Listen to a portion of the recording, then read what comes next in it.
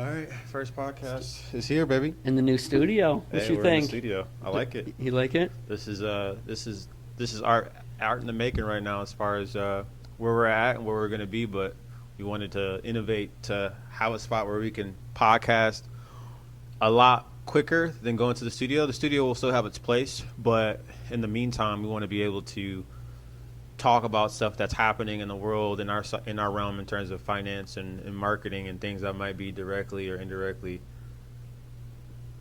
I guess, affected. So this is the spot. I'm definitely excited about it. It's definitely sick. So I can only imagine what it's going to look like as we go ahead and continue to transform this. Well, I think we talked about it a little bit, right? Where the studio definitely has it set up. Like the professionalism, the lighting, the audio, all that stuff. But especially when it comes to marketing, and I think me and you are starting to notice this, is when news comes out, you have to be Quick. right on it. Yeah. Like, you have to be able to jump in a studio Yep. and get on camera, Yep. right? So I think this was the next logical step for us, where rather than having to wait 5 days to get in the studio and then another, week, 2 weeks, whatever it may be, to get the video editing done, it's like, Very quick. let's just get all the equipment, number one, Yep. write it all off, because you know how it works for money, right?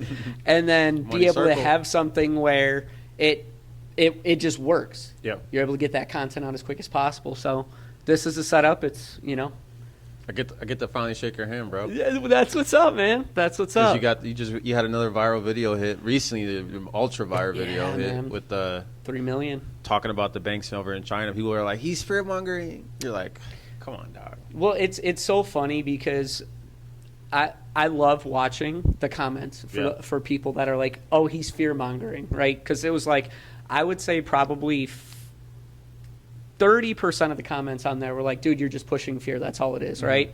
And then here's what was interesting about that, and here's what I noticed about that video, is 2 or 3 days after I posted about it, other finance creators were posting about it. And all of them went into more detail about it itself. So it was like, I brought the news up because it was something that the news wasn't talking about at all.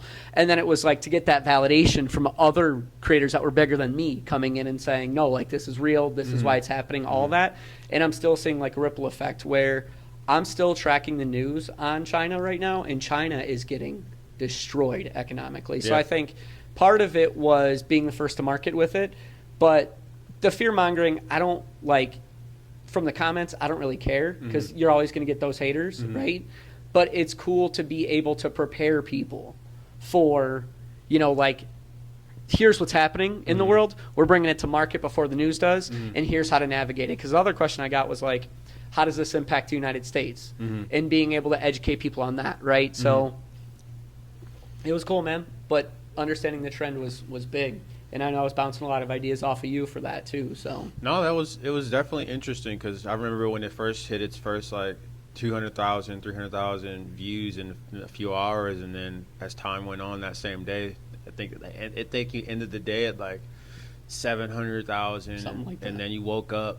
It was at this first million, and then it just kept growing and growing. But it's interesting to see just on the element side of marketing where things are changing in terms of how people receive the news. Because objectively, again, to those that are watching this on live or you see the recording, Rick has he's genuinely obsessed with understanding the education around finance. 100%. And so his intentions is with that first, and then everything else is second, third to that. So this isn't a news station. This isn't CNN. This is somebody that genuinely wants to understand finance because it's affected him in his life, as well as it affects so many people that don't understand it. It makes a lot of people frustrated. So when you get it, it's coming from a sense of having a conversation about it to essentially figure out what the next move is versus just fear mongering. Yeah, the things could be scary. However, it's coming from somebody that wants to understand it for themselves and wants to help you understand it so you can make a better educational financial decision for yourself. So just to kind of preface that, because it's cool to know that you have that passion, but versus CNN, and there's might be a group of people that own those stations that have fear just based around that, not necessarily entertaining a solution. So many news stations just like fear, like, okay, something might be scary, but this is how we should look at this because we have China as a country and we have the United States as a country. How does that what's the pros and cons of both, and what how does it make us strong versus weak, and how can it? Because when you were talking about the video, it was pretty cool to kind of feel it right then and there. Because everyone's thoughts, part of where I think it's cool how it brought a lot of conversation, and it got so many shares. Right. People are like, "How does this affect America?" 100%. Because that's what I was thinking. I was like, "How does this affect us?" Right, like what do we expect? And I think that's what's fascinating for me is really getting into what's happening on a global level too, because all this stuff is relevant. Like if something like this happens in China, it's going to have a ripple effect in America, in other countries, and the biggest one that we kept hearing about was BRICS. Yeah. So like I don't know how much you know about BRICS, but they're basically trying to rival what the Western world is doing. So they've created their own currency. Yeah. They want to use gold as its kind of foundation and stuff like. And a lot of people in America are like, "That's such a good idea. Yeah. We should be in fear of what they're creating." And it's like, there's more to it than that. And I think that was one of the biggest questions that I got on that video was like, well, what does this do for BRICS? Because BRICS has grown substantially over 3 or 4 years. Yeah. But when things like this happen, it actually takes BRICS back a couple steps because like you can't just say because they have a currency that creates stability with gold, it's going to be the new world currency. And now that takes power away from the United States. No, there's more that goes into it. Yeah. And that was one of the questions that I got, because the other thing to consider too, and this is what fascinated me, was it's not just necessarily about that, but also the world, as in all the countries of the world, have to have confidence in whatever the global reserve currency is. Right. So right now, as we're struggling economically across the globe with high inflation, high interest rates, all that other stuff, a lot of countries are leaning on the United States to create stability. So they're investing in the United States.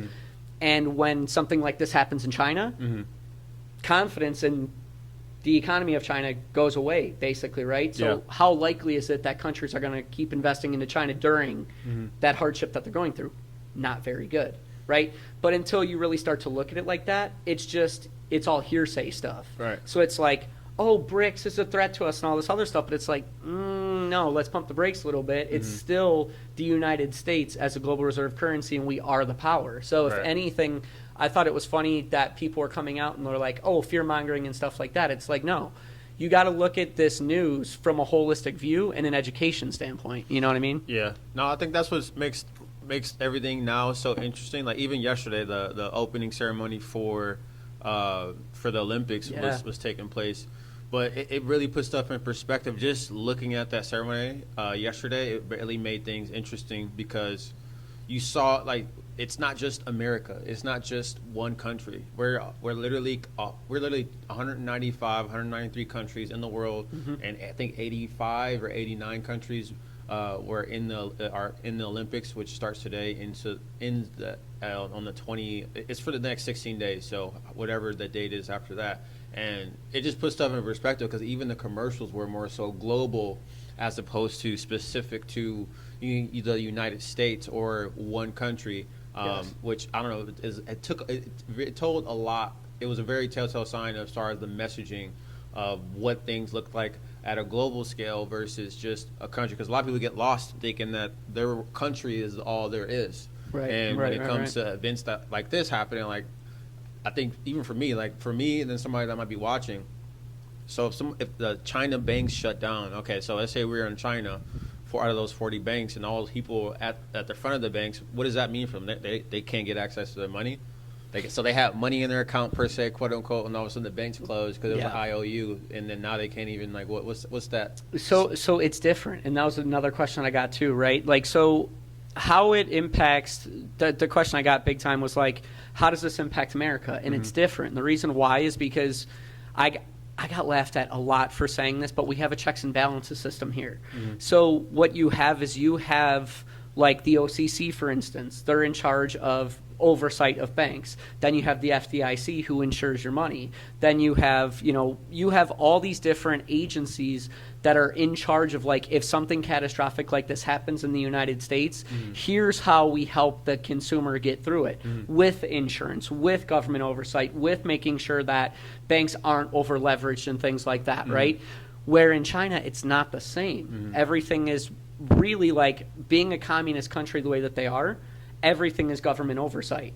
So it's like whatever the government says goes, and that includes businesses too. Damn. So it's like they don't have these other agencies that are in charge of oversight, that are in charge of risk management, that are in charge of making sure that if a bank totally collapses, you know, here's the insurance portion, so you're going to get your money back as a consumer. China doesn't have that, where the United States does. So even if the United States saw something like that, you might, as a consumer, be locked out of your money for a short period of time, but it's not very long, to be honest. Either a bigger institution would buy the assets of that bank, and now you're basically just like, let's say you're using a local regional bank, and that local regional bank goes bankrupt.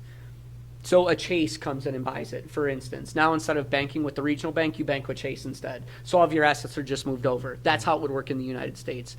In China, it's not the same. It's not the same. They don't do it like that. So you might be locked out of your account. I don't even know how long it will be in China, to be honest with you. I'd be really curious to talk to somebody in China to see what that looked like. But that's why you saw in that video, if you guys didn't watch it, there were people outside of the headquarters of that bank freaking out because they didn't have access to the money. It's not the same. We've had 8 banks collapse in 3 years in the United States, and you never saw hysteria like that.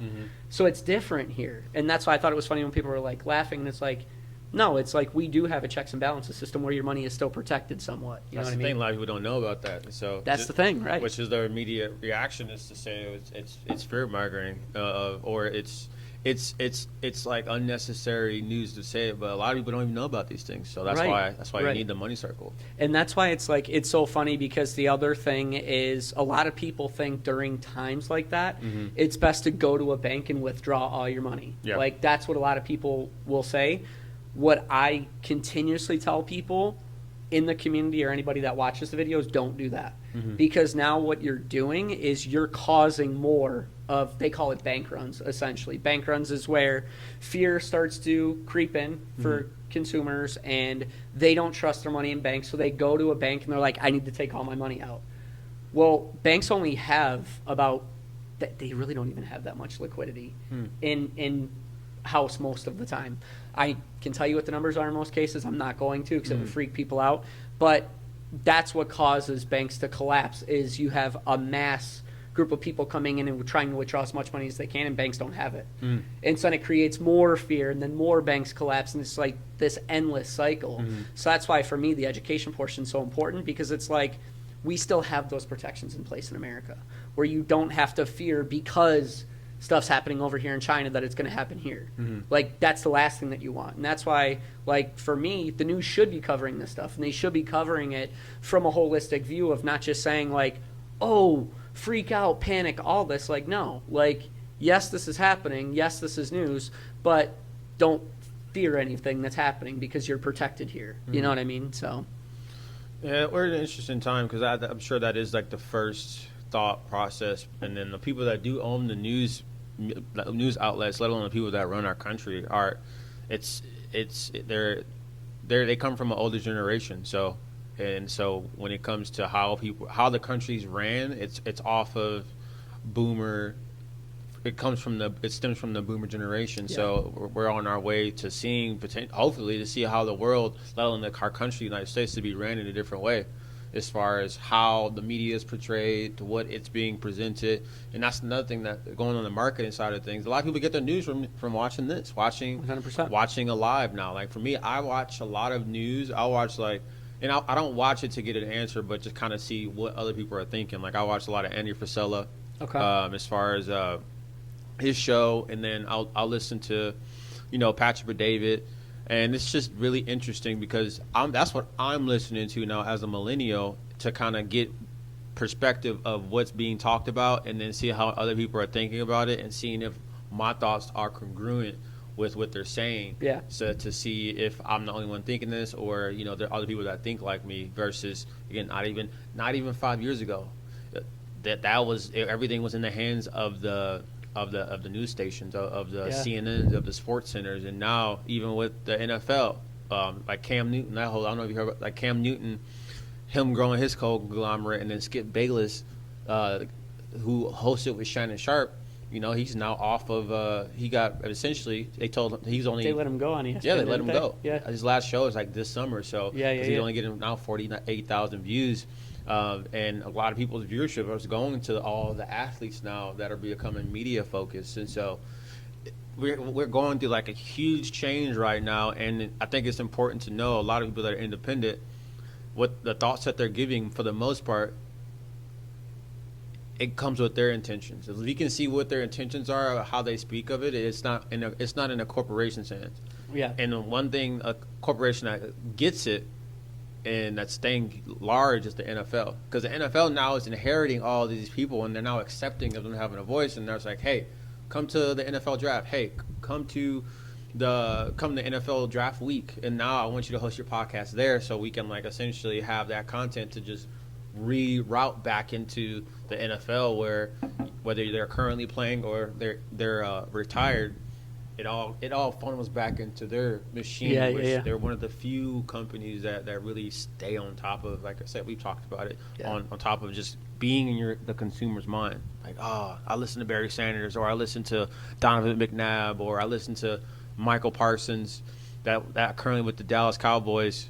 They all fall back under the umbrella of the NFL, and the NFL understands that. A lot of the CNNs, they're not as fast paced. They're not keeping up get with. it. No, they don't comprehend. So I got my hair cut today, and we were talking about how much like news has changed and how it's impacting everything in our country. Like, especially, I was on TikTok earlier today, and Kamala, who I don't know if she's gotten the nomination or not from the Democrats. I think she's going to, but she's on TikTok making a lot of content with, like, she made one with like Lance Bass today. So this is like the next level of marketing that we're seeing here, is like getting in front of the camera, getting vulnerable, giving the people what they want essentially, and showing like, this is who we are, this is what we're about, things like that. And it's like that old school system of, you know, the news, the Foxes, the CNNs, the CNBCs, all that stuff. People don't want that anymore because they see right through it. They see they see that you're not being transparent, you're pushing narratives, all of that stuff. So there's a shift going on in where people are getting their information from, and it's like it's awesome to see, because you're getting a more holistic view of, this is how things are actually done. There's more of a story being told. Here's how things are done behind the scenes, and that's what the NFL is doing well. That's what you're talking about. But then the other thing that's cool to see too is how much it's impacted the WNBA. And I know we talk a lot about it between me and you. I mean, the WNBA, within, I would say, over the past like year, how crazy they've shifted their marketing, and it has totally just like changed like how much attention their athletes are getting, how much revenue, how much attendance is happening, how much merchandise is being sold, simply because they're taking the, number one, the Caitlin Clarks, the Angel Reeses, the Cameron Brinks, they're letting them have their own stories, their own backgrounds, their own opinions, all of that stuff, running with that marketing, and then also still using the rivalry between them and just letting it happen. You know what I mean? Like, it's fun to watch from a marketing standpoint, you know? Yeah.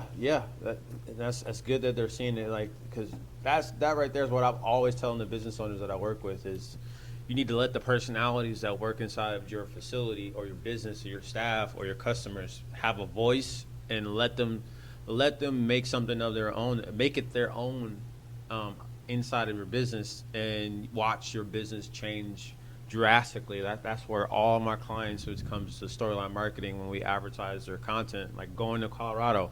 Yeah. My biggest thing, I'm gonna go there for 2 days, and then I'm gonna ask their service writers, their service managers, their mechanics, have customers come in, and I'm going to essentially ask them questions in a potentially, I'm basically going to prompt them into asking questions that they might get and put their personality on camera, and then chop that up into different advertisements so people can essentially have an invitation to the personalities of who they might work with. Right. And if every business did that, their business would change. That's what the NFL is understanding. The WNBA is finally picking up, letting these people, instead of restricting them, let their personalities flourish, and those personalities, there's people that are gravitating to one versus the other. Oh, I don't like Angel Reese. Only reason Angel Reese is relevant because of Caitlin Clark, and then Caitlin Clark, she's not even that good. You know, she has so many takeovers. Right, The right, controversies playing in the controversies and the positive of that person is playing in the balance of both on both sides, but it's overall attention. Right. But there's so many businesses that want to stay neutral, which is the issue where a lot if you want to stay neutral, you're not driving any attention because Right. people are basically scrolling for a dopamine drug. You don't even realize it. Right now, 100%. you might watch this now. And you're like, okay, what are they talking about? There might be things that hit you from a dopamine standpoint. And there's a lot of times where you might have to focus on. You got to really deep down focus because you're not really dopamine stimulated. But I don't know. It's crazy to kind of think about it. But businesses are starting to get it. But smaller businesses are the ones that really need to pay close attention, because I always say you need to be producing more than you consume, hence why we're sitting here. And if businesses did that, then they would go ahead and have results that they never had before, whether you're a mobile mechanic and you're solo or you're somebody that has a shop and you have staff. There's personalities in there that could profit you money, but you kind of have to let go and let it fall out of you got to let your ego fall wayside. 100%. Yeah. And I just want to take a second. We are live on TikTok, so let me know in the comments, do you guys, when you look at businesses or you look at influencers or you look at content creators or whatever you want to call them, athletes, what's the biggest thing for you that makes you go, I want to be associated with this person? Is it community? Is it like the authenticity, like seeing how they actually are? Like, what is it for you? Because that's why I like doing what I do personally, is the community aspect of it all. Like this idea of like being okay, being vulnerable, being okay to say like, this is who I am, because like you're not trying to be anybody else. Like we have a Micah Parsons out there. We have a Caitlin Clark out there. We have, plug and play whoever you want. Yeah. Let them have that lane. That's unique to them. But we all individually have our own story to tell. And I think that what social media has created is it's created an avenue for people that otherwise wouldn't have a voice to come out and step out and say, this is who I am. You know what I mean? Take it or leave it. And now what's cool and fascinating to watch, and I know me and you were talking about this before the podcast started, is what TikTok's done well is give people a voice otherwise wouldn't have a voice. And now they're able to create incomes for themselves. They're able to create livelihoods for themselves, all by being authentic, all by creating a following of other people who are like, I resonate with that person. Right. I like what they're saying. It makes me feel normal. So it creates this sense of like community and normalness and like dealing with your issues in a more healthy manner where you don't feel alone. You feel like, I'm going to watch this person because I can relate to that person. And I think like coming full circle with what we're talking about from the news to where people are getting their news from now, which is the TikToks, the Facebooks, the Instagrams, whatever, Metas, whatever the hell you want to call it, like it creates more normalcy in our society. Whereas before it was kind of like you're getting your news from the news that's pushing a narrative that a lot of times you don't even know if it's real or not. Right. So yeah. Yeah, people aren't resonating with vanilla. People want to resonate with people that are like them or similar to them. But somebody said Bitcoin, and someone said Trump wins 2024 and Bitcoin conference. Are you going to the Bitcoin conference? So actually, I'm going to make some content on that. So a little sneak preview for you guys. Yeah, I didn't even know what was going on. They're having a Bitcoin 2024 conference. Where? And there's a line being drawn in the sand right now. I have no idea where it is. I literally just heard about it today. There's a line being drawn in the sand right now. Kamala against it, Trump for it, and RFK Jr. for it. So it's very interesting. There was I need to do numbers on this. So sneak preview for all of you, and all of you might catch this a little bit later. But RFK, we being the United States government, have, I think it's 250, it's like 200 million Bitcoin in our possession that we've seized from like black markets, or we've seized them from like fraud cases or whatever, right? Yeah. So the government holds on to that stuff, and a lot of times what they'll do is they'll actually liquidate the assets, right? So they'll sell it and then they'll use it for whatever. RFK came out and said if he became president, what he would do is he would take that Bitcoin and put it in the government's assets. So now we're bringing in more assets from, like, as Bitcoin starts to gain in value, the U.S. government would gain more. And that would help us write off some of the debt in our national debt because we have a debt crisis going on right now. 100%. Like I found this number out. This is freaking crazy. So The $2 billion from the is it? no, that's something totally different. So right now we're paying so much interest on our national debt that 76% of the income taxes that are going to come in from 2024, 76% of it goes just to paying back interest on the debt that we have. 76% of the income taxes is going to just pay. It's a massive issue. Like, this is a mismanagement of our resources as a country. And if we don't solve it, we have potential. And this is not fear mongering. This is like, I think we'll figure out a way to navigate this. But if we do nothing about it and we continue to spend at the rate that we're spending right now, we're going to end up like Greece did 10 years ago, 15 years ago, when, I don't know if you remember, Greece went bankrupt completely. Yeah. Like a country going bankrupt, think about that. Yeah, and that's the thing, going into the fear mongering thing. You can't, like, when someone says fear mongering, I automatically think that people want to eliminate fear out of their life when you don't know. That's not something you go eliminate.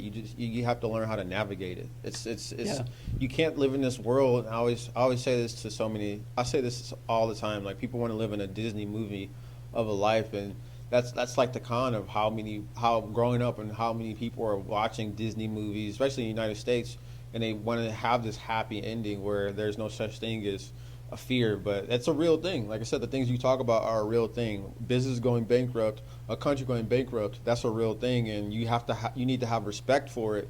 You need to be creating some potential plans to be on the offensive before stuff just sneaks up on you. Like I was saying earlier before we started, no one's even heard about it, but if I'm not mistaken, it was Russian planes, and if you guys know about this, it was a Russian and Chinese planes that were very close to being in our international waters and then Canada and then the United States, our jets intercepted that immediately. But I guess they've never done this ever. That's the crazy thing about it. They've never been this close to our international waters where they were that close to being essentially on our territory, where we potentially had to have an actual counter offensive attack, and it hasn't happened ever. They said, based off of what I'm saying. And again, I don't know every detail, but that wasn't even necessarily talked about, and that's I was looking for content on that. Of course, like, one thing I've stopped doing is going on YouTube for content, because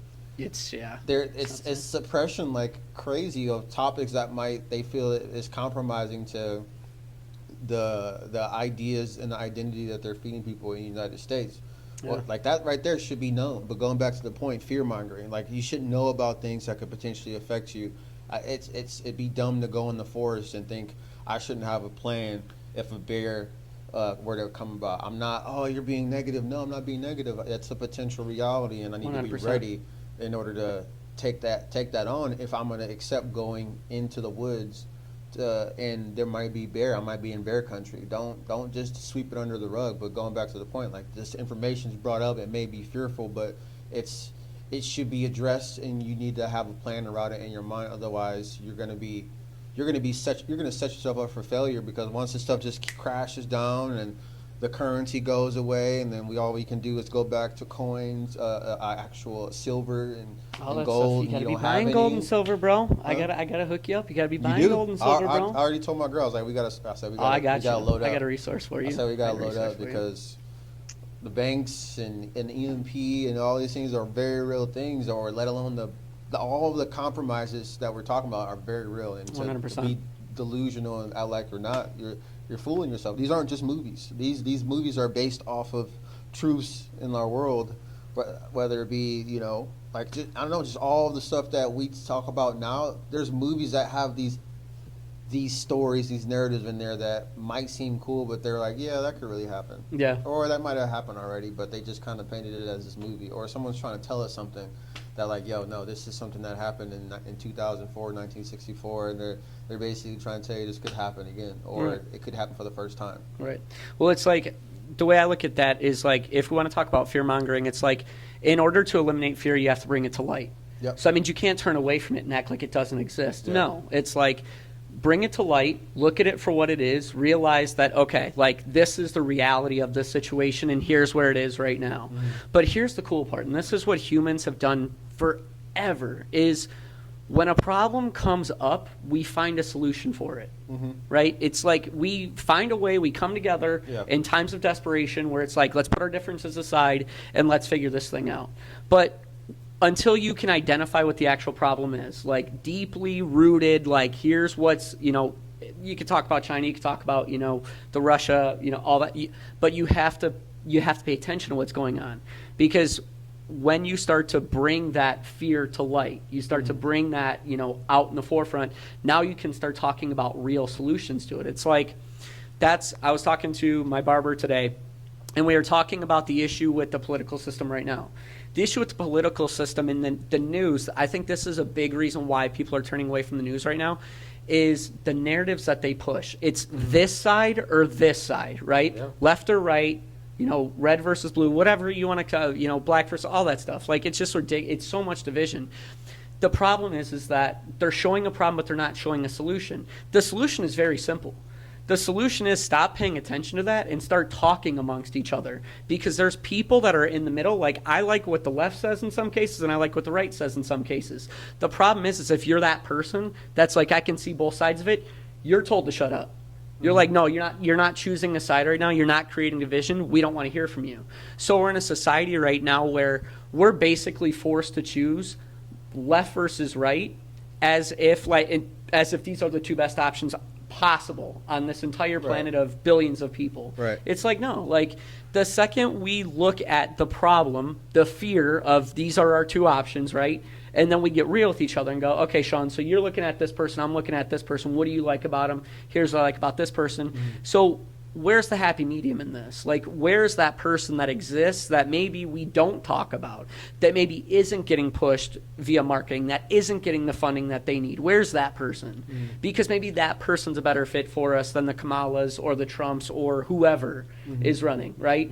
But that's what the media has done so well for such a long time. And I just watched the Trudeau video, I'll send it to you, but he talked about the same thing, is the news has put in neurolinguistics, so they know the words to use, they know the visuals to use, they know all of these things subconsciously to put into what they're putting out there to get people to choose sides. Like, they are so methodical with how they put this stuff out. This is planned stuff that they're putting out, because they know if we put it in this manner and we say it this way and we put this emotion in there, we now control the mind. And if we control the mind, people will do whatever we want them to do. But without, and I'm saying this, I hope this is like driving some sort of like emotion within you, because this is the stuff you need to feel. This is the stuff that should make you mad. This is the stuff that should go, you're right, they've been controlling me for a while. Because without that awareness, you can't change anything, right? And I think that's why we're seeing the shift away from mainstream media the way that we have been, because a lot more people are waking up and going, hold on one second. You've been telling us for decades that it's these two options are the best, but like, what the hell, bro? Like, we need to look at other options too. What did you think about the clip of Biden when he came back out after like 5-6 days? Isn't he taller? I didn't even see it, bro. So like, if we're being honest with one another, like, oh my god, I don't know. I had like a random thought. Let's just say I've heard. It's funny to go into comments and see it, because it's comedy.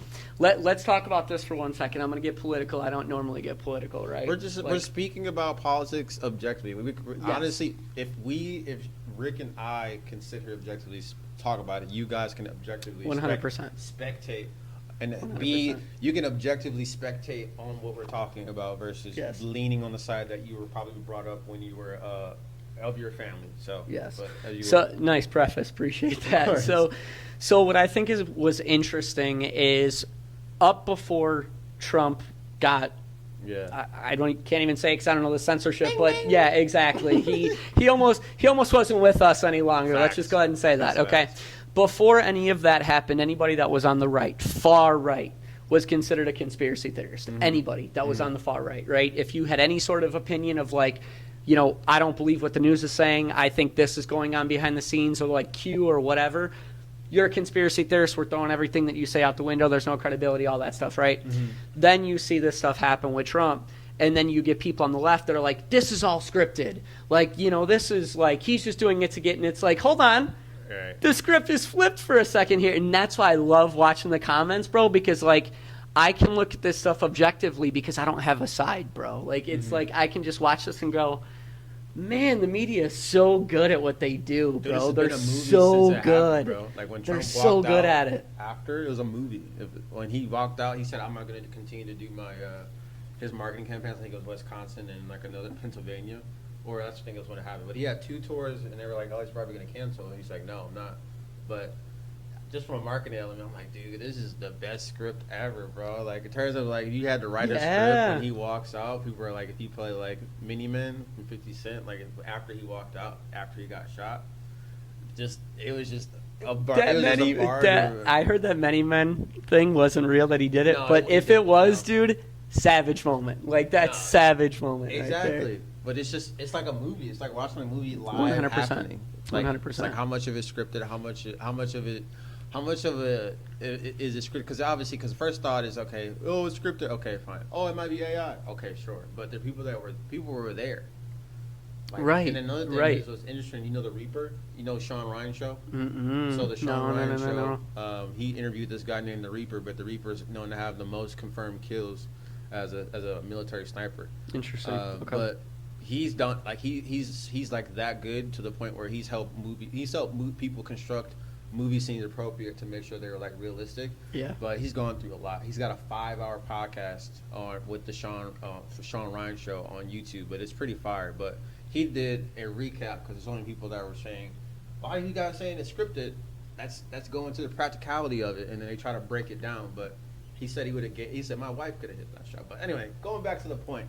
The point of it is, he said his wife could hit that shot. Because she shoots with his wife, but overall, reason why I brought that, before I forget, I brought that up because it was just it's a movie script. Because when I was watching Frisella, or I was doing my own research, there's a lot of people like they were supposed to do so they basically scout the area. Yeah. Afterwards or before, and it's typically scouted a week before, 2 weeks before. Yeah. But there's a lot of information that like it was set up for him. For whoever took that shot, where he was like unable to do it, but there was no sweepage of the facility maybe up until a day before, which is it's not professional in terms of our Secret Service, which is supposed to. And it was the 1 week that Trump's personal Secret Service had off, because they're typically 24/7 because Trump is always on the road. Yeah. But it was a one time. I don't know. It was really. I don't know, man. Everything I'm hearing, I'm like, this sounds like a movie. I feel like I'm watching a movie so script. what's interesting is I have a really good friend of mine who's in the finance world, who is an ex-Marine,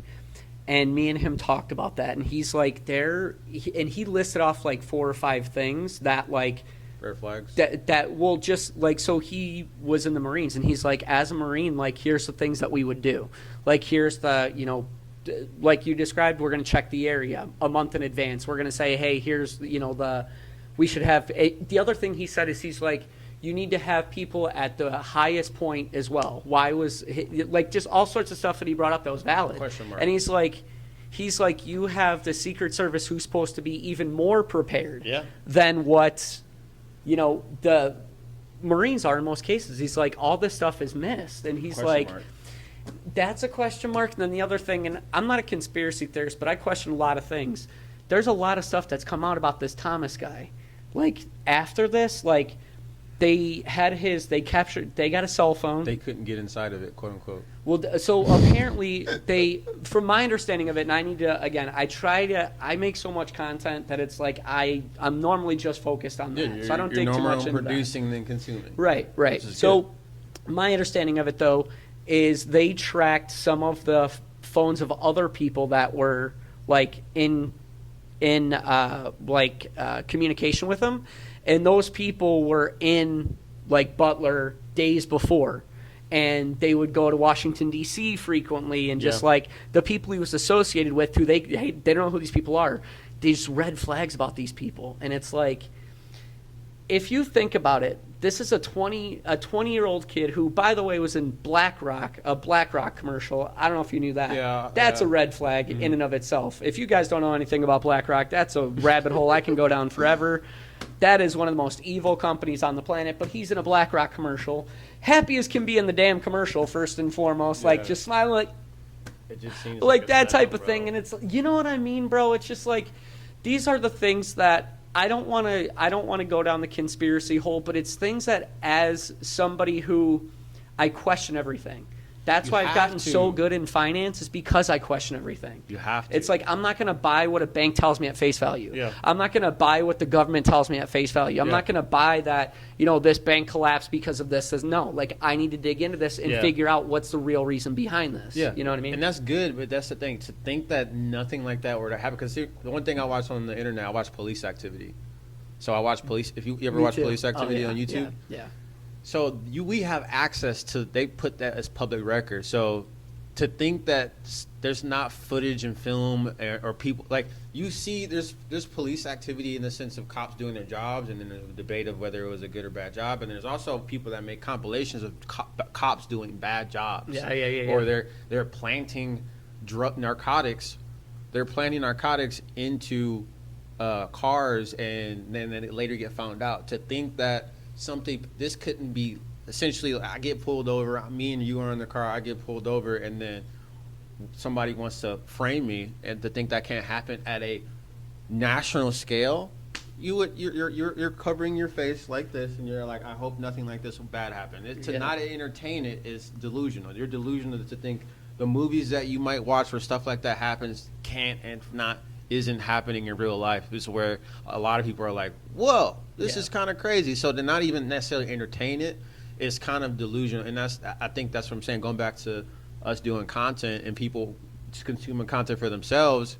A lot of people are starting to come to that reality, like that something this crazy and bizarre could happen, in the sense of not only the whole event happening, but it could have potentially been set up like a freaking, like a decoy, like a traffic stop, and somebody put something on me and try to put a charge on me. That's a high probability in some method. That's why we're like, what?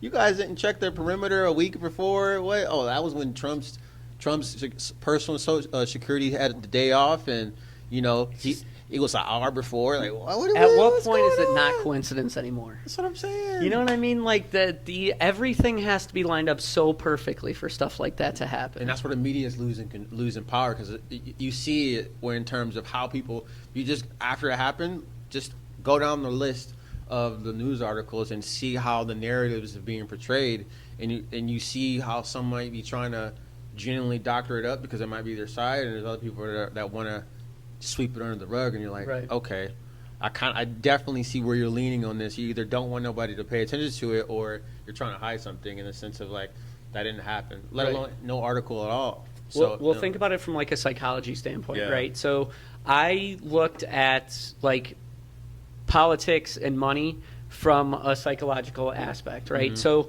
when you first come into the political system, let's say you're first-time politician, okay? Essentially what happens is you're given power over, let's say you are just a mayor or, a governor, something like small time, right? You're given power over other people. Well, from a psychological level, your brain becomes conditioned to have power over other people. And then what happens is, over time, you start to climb this like political scale, where it's like, maybe you're 4 years into political, but the entire time you're in the political system, it's like, oh, I have power over this. I get to vote on behalf of all these people.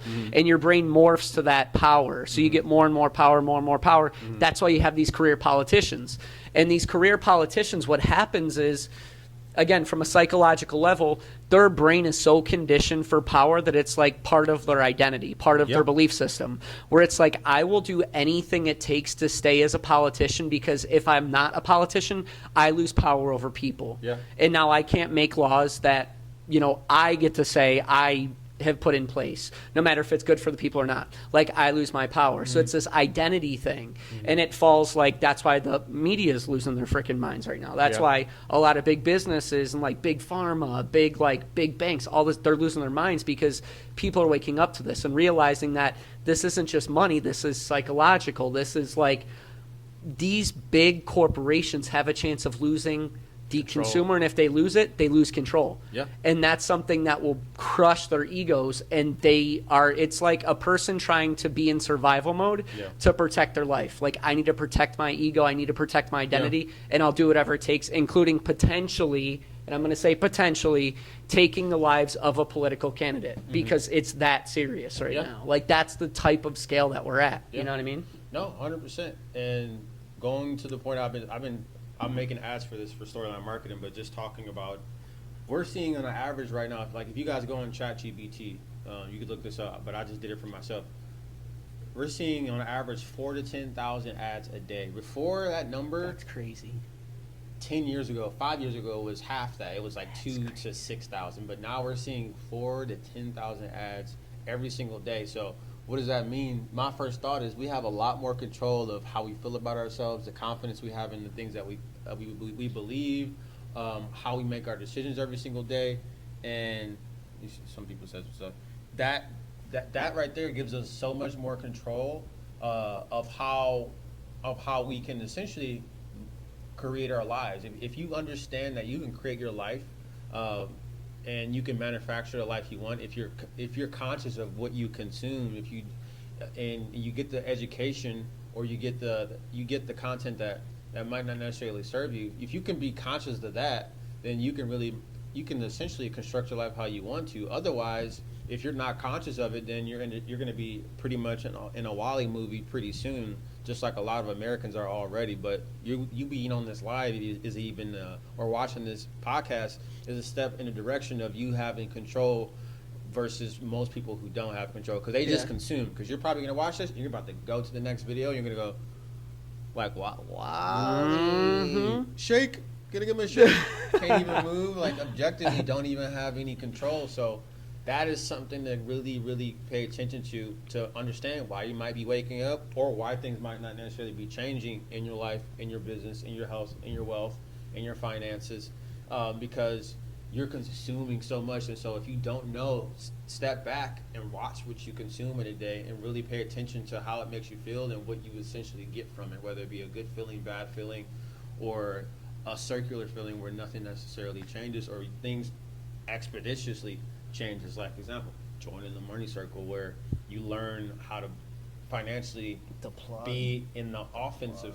Exactly. The plug, man. So I think that's really important to say, because a lot of people want things to change in their lives, but if you aren't aware of what you're consuming, then you won't necessarily have any change to come. So I think that's really important to say as we talk about going back to the political scenario of everything, because when that happened, going back to the whole, that was crazy. I saw like 10 minutes after, or I heard about it, I got like a text from a group chat where that whole, that potential assassination happened, where it was like, damn, like that really just happened. That, like, it the was like, fact, whoa. here's what I think about that's even more scary, is if that actually happened and he hit that shot, that's civil. Like, that's civil war. That's literally civil war.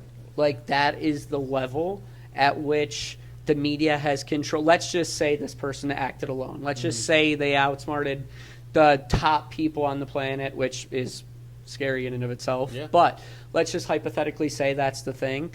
That person single-handedly could have caused a civil war. Like, that's insane to think about. To even put this in perspective, we were that close to where we were about to start trading silver. Like, seriously, legit. Like, no more Bitcoin, no more. And I'm gonna stop there for a second, only because we're not saying this stuff like as a fear-mongering type deal, but like, that's how serious it could potentially get at any second in the United States if we don't do something about it. Because right now we're living in a time where the media wants to see us divided. They want to see us fighting each other. They want to see, ultra wealthy people versus people that don't have money, and black versus white, and left versus. That's what they want to see, because it's divide and conquer mentality. And it's like, now has been the most crucial time for you to wake up and go, I'm seeing what's happening right now. It's time for me to put my ego aside and realize that these people on the right or these people on the left have something to say, and I need to be open to this. Because the only way we make it through this is we do it together. We do it as a community. We cannot continue to go on as a country with this separation any longer. Yeah. Like, we're way too big for that. We're way too, No, 100%. And to kind of bring this full circle, so those that are watching this, again, we're going to be doing these pretty often now that we've got this building setup going, bro. So whatever we talked about, if you're watching this, again, we're talking a mix of, again, financials and marketing, because they both tie hand in hand. This is the marketing mogul. So this is what we are. This is what's on our brains because it essentially plays in our profession. But what inside of the marketing and financial world is on top of your mind? If you could leave a quick comment as we wrap these things up, and then planning for the next one.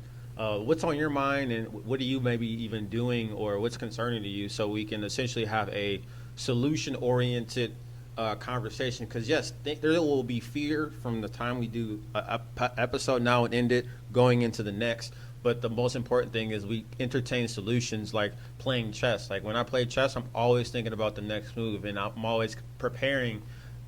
If I make the best move or I make the worst move, I still have to make another move. So if you're watching this and you're hearing us really go all in when it comes to finances and marketing, definitely give us some topics that's in your mind, because we want to be on the offensive just as much. We want to be on the offensive for ourselves, and we want to be able to create a community where you are on the offensive versus playing the card of why me. So definitely give that feedback, and you definitely have the replay of this, because again, we're going to have this full episode to look at immediately and then start making clips from it. So definitely, your feedback is our oxygen. So definitely give us that feedback, and just keep supporting with your attention, and be action takers versus victims, because we really don't have a choice in 2024. Well, I love what you said there, and I think we're on the same page with it. Is like, we sit here and we talk about all these problems going on in society, and like that's what the news is good at.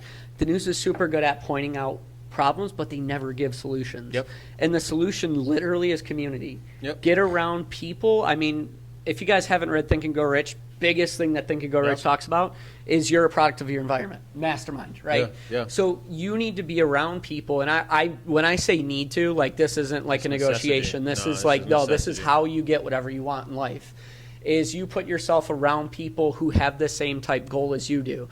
So being in finance, I mean, for those of you that are part of the Money Circle, I've been doing content for 5 years, consistently every single day. The reason why is because I want to create a community of people who understand how money works, because we see the problems of today with high inflation, high interest rates, high debt. I mean, consumer debt is the highest it's ever been, right? Housing prices out of control, all this stuff. Those are the facts. Those are the figures. Those are the things that are supposed to cause, fear and all that other stuff. That's the problem, right? What are we doing as a solution? And that's where the community has been so like crazy over the past like 6 months, at least, that I've noticed. And, with everything going on, is we're all coming together as a community, and we're saying, hey, we see the problem, now let's address this together. Right? Like, that's how you change things. You see the problem, you recognize the problem, and you can kind of see we're coming full circle with this whole thing.